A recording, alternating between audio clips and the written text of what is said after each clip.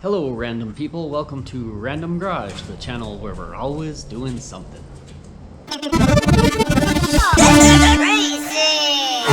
Today on Random Garage we're going to be installing the flush mount gas cap and fuel gauge on this here 2021 Road King Special in the spectacular Snake Venom color. And then also talking about a few of the differences that have popped up on the 2021 touring models versus previous models. Here's the flush mount fuel cap and fuel gauge kit. If you look at Harley's website, currently they say it only fits 08 through 2019 Road Kings, but nothing as far as these parts are concerned has changed up through the current 2021 model year, so actually they will fit a 2021 model as well. So here's the parts for the kit, just the gas cap, trim ring for the gas cap, and then the fuel gauge unit. It comes disconnected from the wiring connector because the wires have to go through a tube down through the tank to the bottom side, and then you have to put the wiring connector on there and then plug it into the wiring harness. So we'll start on the easy side, just take out the gas cap, install the new gas cap. And then to lock it, you push it down, give it a turn, and it stays flush. So now I cleaned up the area where the trim ring is going to go, first with some detail spray and then some isopropyl alcohol to make sure it'll stick well. Because the tank is kind of a complex shape and the trim ring is actually a complex shape to match, there's a little notch built into the plastic there, kind of a little triangle or arrow, I guess. And that is supposed to go towards the front of the tank, but that's not a perfect science figuring out where the front of the tank is. So we just point that notch forward and then rotate the trim ring a little bit to where the gaps underneath are minimized as much as possible all the way around. Then it's in the perfect position. Now that I've decided on the perfect position, I put a little piece of tape on the trim ring and on the tank and an alignment mark on there to line them up. So then it's just a matter of taking off the white plastic protector on there, then just carefully pressing it and holding it into place for maybe like 20 seconds. Then it should be stuck for life. Okay, that's on. Nice and smooth. To get it out, you just gotta push down a little bit, apply some friction, give it a partial turn, it pops up, and then you can pull it out.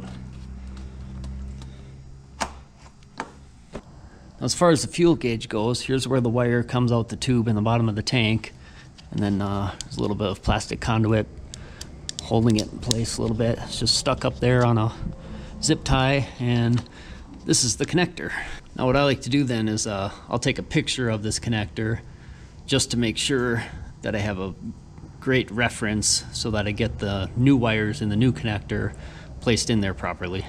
So we'll just take this connector apart, and then if you think the stock gauge is just junk, I mean, you just cut the wires and pull it out, but I'm going to salvage it. So I'll carefully pull the pins out of the connector and take it apart so it would be reusable in the future.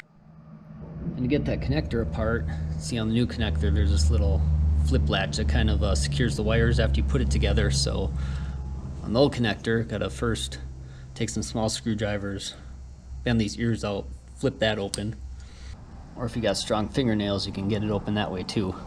So now the wires aren't constrained, and then on the other side, you'll probably can't see it in here, but inside there's the pins are coming out, and right above each pin there's a hole, and you gotta get some kind of a pick or straight skinny small tool in there, and there's a little latch that's holding that wire connector in place. You gotta kind of push that latch down so that the wire will just slide out. Sometimes I get it right away on the first try, and sometimes I struggle for 5 minutes. I don't have the technique down yet. I know there's special sets of tools to disconnect those, but I don't have them. Forgot it's been a while since I've done this. I have to use my teeny tiniest little screwdriver to get deep enough in that hole to loosen the little locking latch up. Okay, that only took a few minutes, but I got them off, got the connector off, and took off that little piece of protective conduit that was on there. Then you just pull carefully out.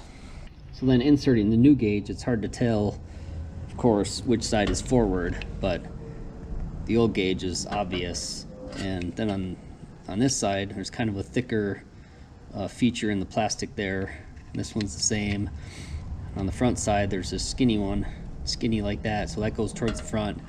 And there's some kind of bump outs inside the cup that holds the gauge that fit these features, so it will only go in one way. So I'll just run the wires through the tube and push the gauge right into place and it's home.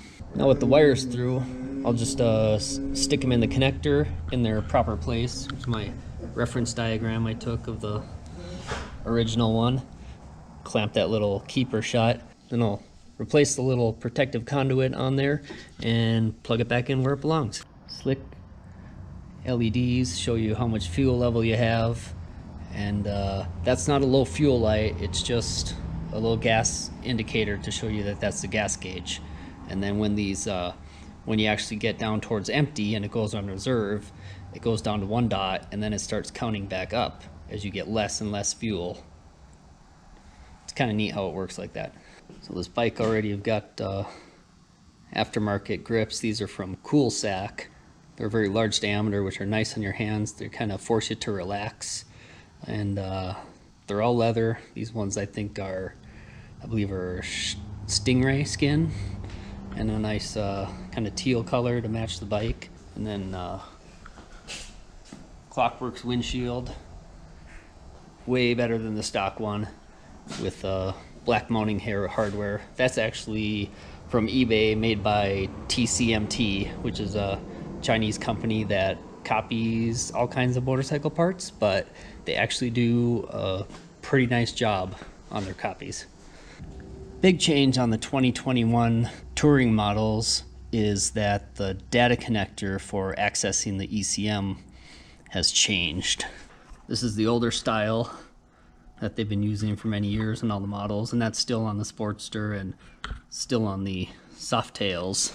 But under the side cover on the 2021 touring models is this red connector. It's just connected to a dummy holder here, and that's your new data connector.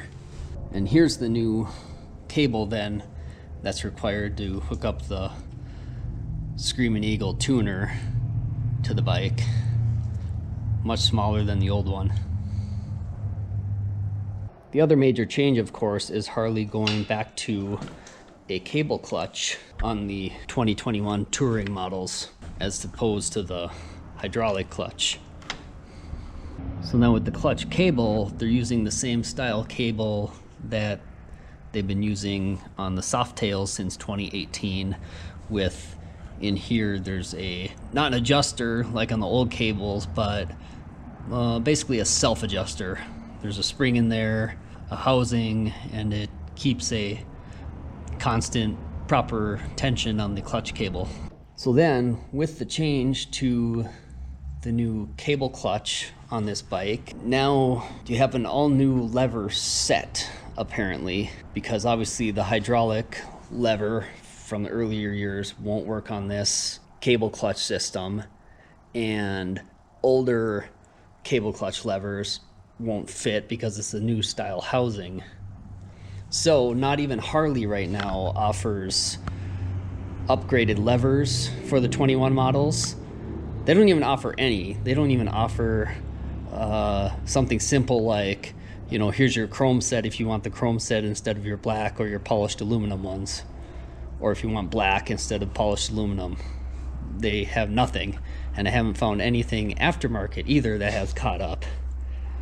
However, there's a slim possibility that this lever is the same as a Softail lever, and we are going to find out. So I've got the clutch cable out of its two holders. There's a clamp down below, which you know, Harley's used these for years, and then a really cheap plastic clamp here. Pull that out, slide the protector up out of the way. To release tension on the clutch cable, just squeeze these tabs here and pop that red button out like that. Then squeeze it together and push that button back in, and it'll lock it. And the lever's all loose. I took the nut off the bottom of the mirror stem, and then that also makes the turn signal drop down too, so I get better access to that clip on the bottom of the pin there. Otherwise, it was way too hard to get tools in there. So now I got the pin out. Now we just pull that cable and then carefully work it around through the slot in the front over here, and then the lever will come off this direction. Okay, so this is new. Now I see right away why even Harley says that a soft tail lever won't fit. They have this additional secondary spring here to keep the lever from rattling, and this feature here doesn't exist on the soft tail levers. Okay, so here's a Milwaukee 8 soft tail clutch lever. Here's a 17 through 20 touring clutch lever. Of course, because it's hydraulic, it's just an entirely different lever. But this one, the soft tail lever, is very similar to this new touring lever. Even looks like the pivot points are the same, but just this bottom end here is the difference because of this spring that's incorporated. I'm going to try and put this soft tail lever on there just to see if it'll fit and see what'll happen. Nope, I guess not. I was gonna take the lever off the soft tail to steal the bushing out of it for this. And as soon as I pulled the pin out, I noticed the soft tail pin, pivot pin, is a lot bigger diameter. So I'm going to have to make a bushing for this lever, and then I can continue this project and see where we end up.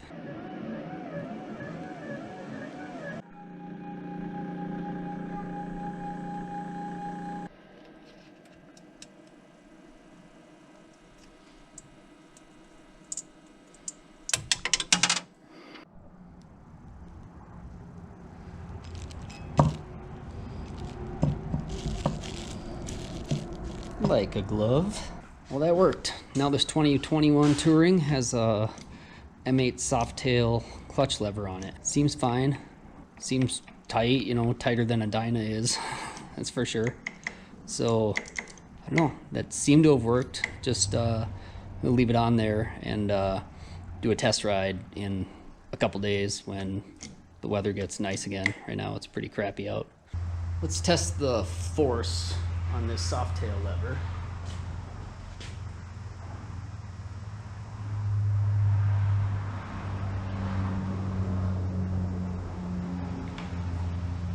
Looks to me right about 15 pounds.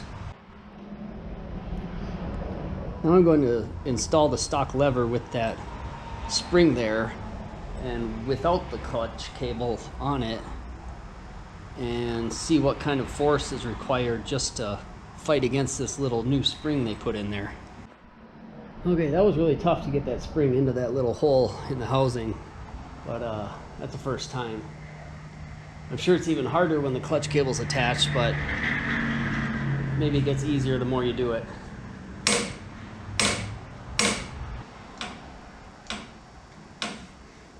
It's really nothing that the gauge can even measure.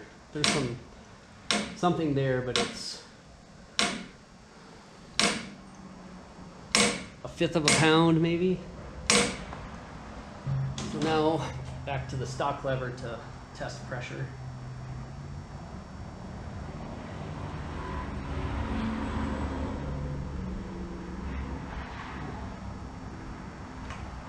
That's definitely going more like 16, 17.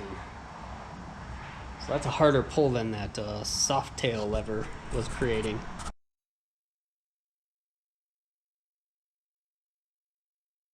Now for putting the stock lever back in, because there's this spring here, that spring goes into a little hole that's in there in the middle, in the back of the control housing. So I'm going to take the lever and begin to insert it, then pull the clutch cable around and put it in its hole, push the lever in a little bit. Now that spring is just kind of hanging. It's not sitting at center where that hole is, so I'm gonna have to get a small skinny screwdriver in there and lift the spring up so it goes into its hole as I push the lever in. Then should be able to just stick the pivot pin back in.